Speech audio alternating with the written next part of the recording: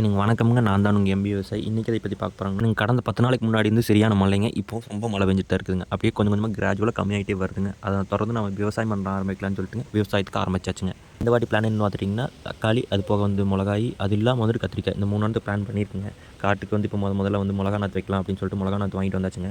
வாங்கிட்டு வந்து பாத்தியும் போட்டு இன்னைக்கு காலையிலேருந்து நட்டுறக்க ஆரம்பிச்சு நெட்டி முடிச்சாச்சுங்க. இன்னைக்கு ஞாயித்துக்கிழமைங்க. நாத்து பொறுத்த வரைக்குங்க 6 மாசத்துலயே காய்ச்சிருங்க. காப்பு கைக்கு வந்துருங்க. 6 மாசத்துலேருந்து மிளகா பறிக்க ஆரம்பிச்சிடலாமுங்க.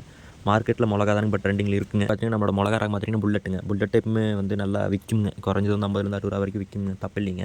இந்த வாட்டி புல்லட்டை வச்சிருக்கோம்ங்க. எனக்கு எப்படின்னு தெரியலைங்க. சம்பா காய்க்கு புல்லட்டுக்கு என்ன டிஃப்ரெண்ட்னு பார்த்துட்டிங்கன்னா, அது சட்டுன்னு வந்து பொரிச்சு போடலாமுங்க. ஆனால் இது அப்படி இல்லைங்க. கொஞ்சம் லேட் ஆகுங்க.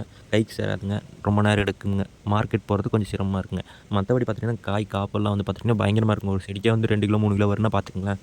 நம்ம கடையில் வாங்குற மிளகா எல்லாமே புல்லட். அப்படி பார்த்தீங்கன்னா பாத்தியெல்லாம் பிடிச்சி நெட்டலிங்க. ஒரு 3 அடிக்கு 3 அடி வந்து தக்காளி நாற்று மாதிரி தான் வச்சுக்கிறோமுங்க.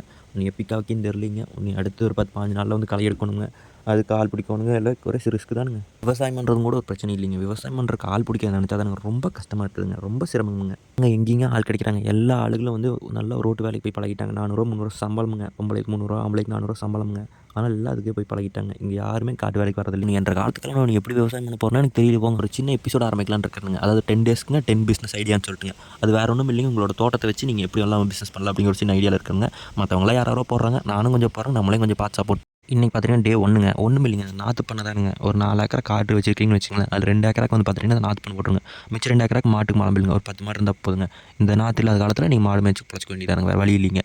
அது இல்லாமல் பார்த்தீங்கன்னா இதில் வந்து இன்வெஸ்ட்மெண்ட் கம்மி தானுங்க. எப்படின்னு பார்த்தீங்கன்னா ஒரு 3 லட்சத்துலேருந்து 4 லட்சம் வரைக்கும் தானுங்க வந்து உங்களுக்கு செலவாகுங்க. அது போக வந்து பார்த்தீங்கன்னா எல்லாம் ப்ராஃபிட் தானுங்க. பாக்கெட்டில் பார்த்தீங்கன்னா ஒரு 3000 4000 தானே இருக்குங்க. கண்டிப்பாக வந்துங்க ஒரு 5000 வரைக்கும் லாபம் கிடைக்குங்க ஒரு பாக்கெட்டில் மட்டுமே. அப்போ ஒட்டு மொத்தமாக கணக்கு போட்டு பார்த்து ஓகேங்க. இந்த வீடியோ இதோட முடிச்சுக்கிறேங்க. அடுத்த நல்ல ஐடியாவோட அடுத்த வீடியோவில் வந்து நன்றி வணக்கமுங்க.